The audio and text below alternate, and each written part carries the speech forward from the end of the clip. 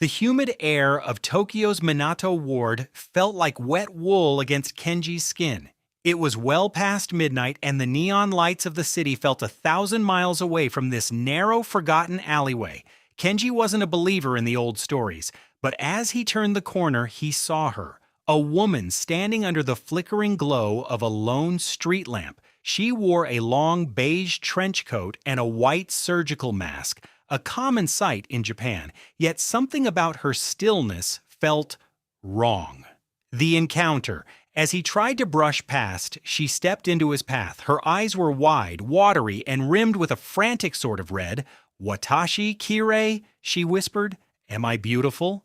Kenji froze. He knew the urban legend of the kochisaki-Onna, the slit-mouthed woman, but seeing her was different from hearing about her. He swallowed hard, his heart hammering against his ribs like a trapped bird.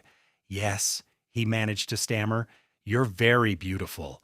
The woman reached up. With a slow, rhythmic motion, she peeled away the mask.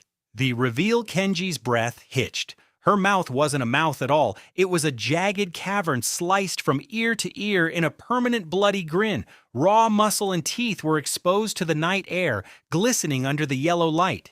"Core demo!" she hissed, her voice bubbling through the blood in her throat. "Even like this?" In her hand, a pair of rusted, oversized industrial scissors caught the light. The choice.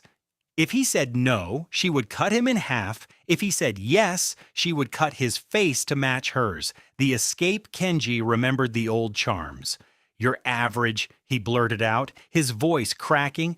"Just ordinary." The spirit paused, her head tilting at an impossible angle. The average answer was known to confuse her, buying the victim a few precious seconds of contemplation.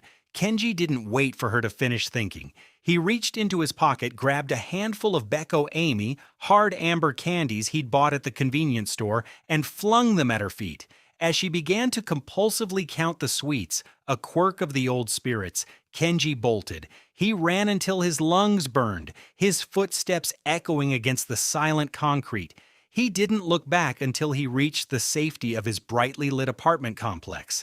The lingering shadow safe inside, Kenji locked the door and leaned against it, gasping for air. He walked to the bathroom to splash cold water on his face. He looked into the mirror, bracing himself to see his own terrified reflection. But as the steam cleared, he saw a faint smudge on the glass. He wiped it away, only to find a message written in condensation on the outside of the window, 10 stories above the ground. "See you tomorrow for the second opinion." Then from the hallway behind him, he heard the unmistakable rhythmic snip, snip of rusted metal blades.